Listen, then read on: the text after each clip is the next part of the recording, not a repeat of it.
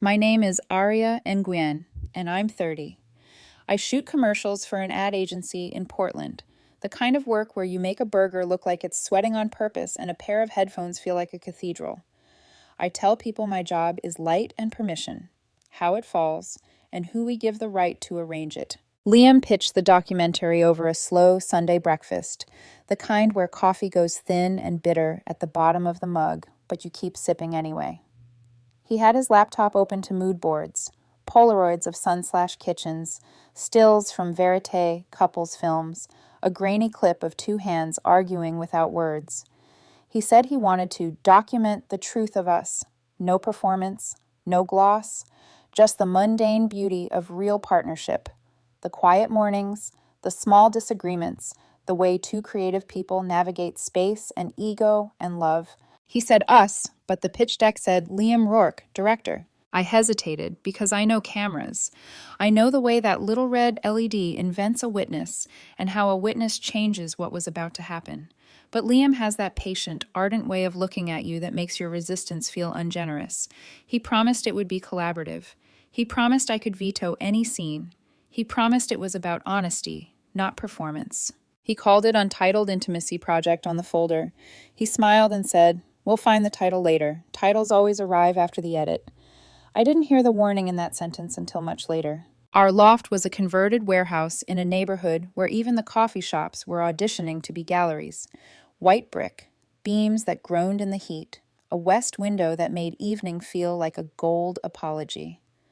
We mounted 3 small cameras: living room, kitchen, hallway, nothing in the bedroom. That was my one boundary: no lens where we sleep. He nodded, easy as air. Tasteful, artistic, never exploitative. He had those words ready, like he knew exactly what I was afraid of. The first month felt like indoor weather. We forgot the cameras until we remembered and laughed, and then we forgot again. Sometimes we'd curl up and scrub through footage on his laptop, pausing at a look I gave him while I poured coffee, replaying the part where sunlight ran the length of the window during a tiny argument about dishes. It felt tender in a strange way, like we were studying a species we loved and happened to be. Then Liam started asking questions I knew he already knew the answers to. He'd say, "Do you think we're equal?" and hold my gaze just long enough for the camera to find the tremor beneath my honesty. Or right as we were putting on shoes, he'd bring up the job I turned down in Seattle because his grant was here, and he'd stay very quiet, the kind of quiet you only keep when a microphone is listening. When I asked him later why we were relitigating things we'd already worked through, he said, "A story without tension isn't a story."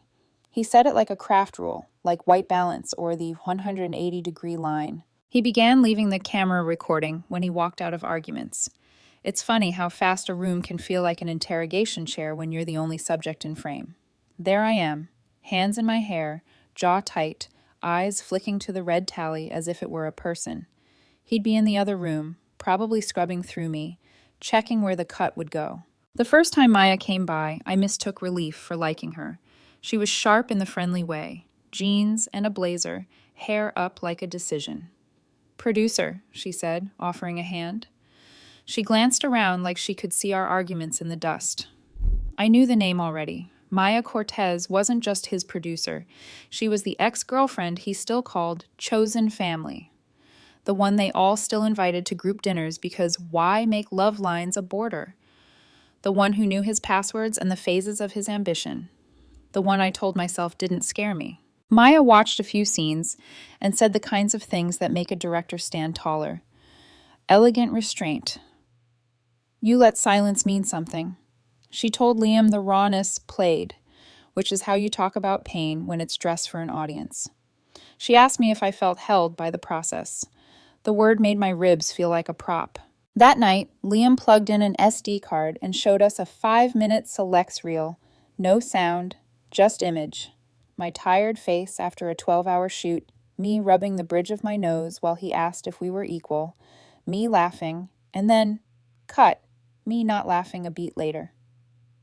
In the silence, the edit invented a motive I didn't have. I said, "It needs context." He said, "That's what pacing is for." When we argued, the camera would find me first. It's not paranoia if the lens is right there blinking. I started carrying a mental slate. Scene 22. The budget talk. Scene 31. The Seattle job we're supposed to be done with. I tried to say honest things in clean lines, the way a professional talks under a hot mic. Slow enough to be fairly representative cut, quick enough to still be human. It's a humiliating thing to do in your own kitchen. A week later, on a Tuesday that argued with the light, I came home early with banh mi from the corner spot that always wraps them like a gift. The office door was cracked, and I heard the two voices I least wanted to hear together, Liam and Maya. I don't know why I didn't announce myself. Maybe because the house was set like a stage, and the stage demanded we hit our marks. We'll lean into the gaslighting dynamic, Liam was saying, the words careful like he wanted to be quoted accurately. She doesn't even realize she's part of the problem. It plays. Maya asked, low enough to make the sentence worse. Are you sure the release covers this kind of portrayal? Liam laughed a soft, proud laugh I didn't know yet. She already signed it emotionally. She wants to support my art. I stood in the hallway, holding sandwiches heavy with cilantro and heat, and something very simple broke. Not loud, more like a relay flipping in my chest. The click before power reroutes, and nothing lights the same. I set the food down on the entry bench, walked back out, and sat in my car with the door open because I suddenly didn't trust the air. I counted to 100, then to 200, like numbers were a rope, back to the part of me not on camera. When I finally went in, I said I'd been caught at work. Liam kissed my cheek on his way back to the edit, my cheek, like a claim, and called to Maya that he'd drop in fresh selects tonight. That weekend, while he was out with Maya pulling references, I connected an external drive to his computer and dragged the master folder every hour of RAW to a life raft I could hold. It took 3 hours to copy. I made tea and washed a single mug and watched the progress bar like it was a heart monitor. I didn't have a plan. I only knew I needed to see what story I was being written out of. The next night I watched for 2 hours and learned how easy it is to cut context out of a person. How a 3-minute argument becomes 30 seconds of my worst look. How a quiet exhale becomes a hostile sigh when you lose the sentence before it. I saw where he chose his close-ups. I saw which of my faces he thought would play. When I closed the laptop, the loft looked like a set after company move. Cables coiled, tape marks on the ground, nothing where it belonged. Out the west window, Portland turned into a grid of amber and mercy. I stood there long enough for the LED on the kitchen camera to time out and go dark. That little red eye blinked once, and I swear it looked sorry. I wish the story had ended there, with a boundary I could redraw and a project we could bury together. But edits get widowed by the first cut you show someone else, and the world was about to see his first. 2 weeks later, my phone buzzed at work. A coworker, Dev, the sound guy who always chewed gum too loud, sent me a message that just said, "Is this you?" There was a link. I clicked it, and my blood turned static. The thumbnail was my face, eyes mid-blink, mouth open, the exact frame that flatters no one. Title: The Fragile Female, a Study of Control and Intimacy. The description: An unflinching portrait of emotional manipulation in modern love, directed by Liam Rourke. I didn't breathe for 30 seconds. Then I hit play. 90 seconds of me, distorted. Me raising my voice. Me walking away. Me looking tired after a 14-hour shoot. Over it, Liam's voice, calm, compassionate, whispering, "When love becomes control, silence becomes survival." There were flashes of text. Sundance lab selection. Raw, brave, necessary.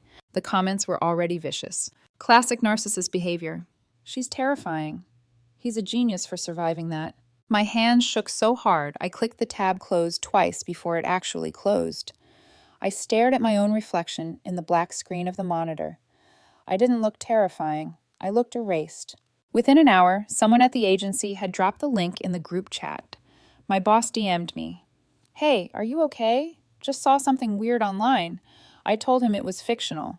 He sent a thumbs up emoji, the digital version of a door closing. That night, Liam came home glowing. He dropped his backpack, leaned against the counter like the hero who's just returned from war and said, "We got in." I stared. "Got in where?" He grinned, waiting for me to ask, because of course I would. Sundance Labs. They loved it. Said it's the boldest relationship doc they've seen in years. He poured wine, humming. Then, as if reading from cue cards, said, "Thank you for being real enough to be disliked." I almost laughed. I almost screamed. Instead, I said softly, "Congratulations," and then quieter, "Just don't forget to credit your cinematographer." He thought it was a joke. He kissed my cheek and went to shower, humming the theme he'd written for our film. When the door shut, I opened my laptop. The external drive sat on the desk like a moral test. Inside, all 6 months of footage. I opened Premiere, created a new project, and titled it Control, the Director's Cut. For 3 nights straight, I didn't sleep. I watched every second, not to find my innocence, just my context. Liam's film had stripped away sequence, motive, time. I rebuilt all 3. Every fight in full, every question he'd planted, every off-camera laugh before the tears. I didn't add music, didn't color grade. I left the raw hum of the room, the sighs, the moments when the camera slipped and caught his own reflection, not mine. By dawn on the 3rd day, I understood something. He hadn't made a film about us. He'd made a film about the idea of him being misunderstood, and I had been the convenient mirror.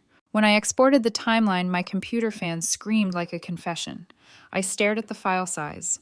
30 minutes. The same runtime as his. That symmetry felt like fate or revenge, probably both. I didn't know what I'd do with it, but I knew I wasn't going to let his version be the only one that existed. 3 days later, Liam texted me from across the loft. "Private screening Saturday. Want you there. Closure." Closure. Like you can subtitle a wound. I texted back one word, "Sure." That night, he fell asleep next to me, with the serenity of someone who believes they're already forgiven. I lay awake listening to the faint whir of the hallway camera still running, its red light winking like it was in on the joke. I whispered to it, almost gently, "Keep rolling. You're about to capture the ending." The screening was held at a small independent theater in southeast Portland, one of those velvet seat, flickering neon places that smelled faintly of popcorn and nostalgia. I arrived early, wearing black. Not mourning, just camouflage. The marquee read, "The Fragile Female, Private Premiere, Invite Only." Inside, people mingled in soft tones, all scarves and glasses and admiration. Every sentence I overheard used the word brave. I sat in the back row where the shadows could hide my pulse. When Liam saw me, he lit up. He made a point of walking over, shaking my hand like we were co-stars instead of co-conspirators. "Thank you for coming," he said, all warmth and good posture. "I wanted you to see the final cut, to understand my choices." "My choices," I smiled. "I can't wait." Before the lights went down, he gave a short speech. He thanked the grant committee, Maya, and the woman who inspired this work. Applause. Heads turned toward me. That moment, that spotlight I hadn't asked for, burned hotter than the projector bulb. Then the film began. It was worse than the trailer. So much worse. Liam had turned our life into a thesis on control. Every tender moment cut out. Every clipped breath slowed for menace. Every protest of mine remixed into proof of guilt. When the argument about his spending played, he'd cropped out the bank statements I'd held up. All that remained was my raised voice and his patient silence. He'd color-graded me colder, shadows swallowing my face while his glowed. Around me I heard sniffles. Someone whispered, "God, she's exhausting." That line sank deeper than any review ever could. I waited until he reached the scene I knew was coming, the fight about turning the cameras off. On screen, I said, "Can we stop filming?" His edit froze there, zoomed in slightly, and he dubbed over his own narration. "Control looks like asking to stop telling the truth." The audience gasped. I stood up quietly, walked out before I forgot how. The projection booth was up a narrow flight of stairs. The tech running it couldn't have been older than 20. He was scrolling his phone, half listening to the movie through the wall. I smiled. "Hey, Liam asked me to check something on the output file. Said there was a glitch during the rendering." He shrugged. "Sure, make it quick." I pulled a USB drive from my pocket, the one labeled raw controlfinal.mov. My hands didn't shake, not once. Inside the booth, I minimized the playback software and swapped the files. I set mine to autoplay after his credits, during the brief black screen that separates art from afterthought. I left his file name untouched, closed everything, said, "All set." The kid nodded without looking up. As I walked out, I caught a sliver of my reflection in the booth glass. Calm, ghostly, unspectacular. I didn't feel like revenge. I felt like restoration. I didn't stay to watch. I took the back exit into the cold Portland night and sat in my car around the corner, phone in hand. 10 minutes later, a text from Jamie, my coworker and the only person who knew what I'd done, buzzed in. "It's playing. Oh my God, Aria, it's playing." Another text. "Your title card just came up." Everyone stopped clapping. A third. "They're showing the kitchen fight. Uncut. The whole thing. People are filming. Maya's yelling at the tech. Liam looks like he's seen a ghost." Then, they cut the feed, but half the audience is already on their phones. It's over. I sat there, engine off, heart steady in a way it hadn't been for months. At midnight, I uploaded the full version under a pseudonym. Raw footage, the truth behind the fragile female. No hashtags, no promo, just the truth. Unedited. By morning, it had 20,000 views. By noon, 50. People were stitching clips side by side, Liam's versus mine, debating in comment threads, dissecting ethics, calling out manipulation, using words like consent, context, and narrative bias. Liam didn't come home that night. The cameras were still in place, but their red lights were dead. The loft had never felt so quiet. I poured myself a drink and sat under the cold LED bulb he'd once called Perfect Verite Light. For the first time, I didn't feel watched. I felt real. Still, I knew the footage wasn't the ending. It was only the cut before the cost. The morning after my upload, I woke up to a different kind of silence. The kind that hums with the sound of everyone else talking about you. My phone was a storm. Notifications stacked like aftershocks. DMs, mentions, tags from strangers dissecting the same frame over and over. Someone had clipped a side-by-side comparison. Liam's version against mine. Caption: How to manufacture a villain. Within hours, it hit the front page of Reddit. By noon, Film Twitter had chosen sides. Her release proves context matters. He was manipulated into being the bad guy. This is textbook editing ethics failure. Both of them are toxic. This is why couples shouldn't make art together. My stomach lurched every time someone used my name, even when they called me brave. It wasn't bravery, it was survival edited in real time. Liam's distributor pulled the deal within 48 hours. The email leaked, a polite statement about integrity concerns and breach of participant consent. His agency dropped him next. Maya locked her Twitter account. The loft turned into a museum of dead tech. Tripods leaned in corners like empty scaffolds. The cameras stayed where they were, pointed at nothing. Every light I turned on felt like interrogation. 3 days in, Maya texted, "Maya, can we talk?" Me. "About what?" Maya. "About how it got this far."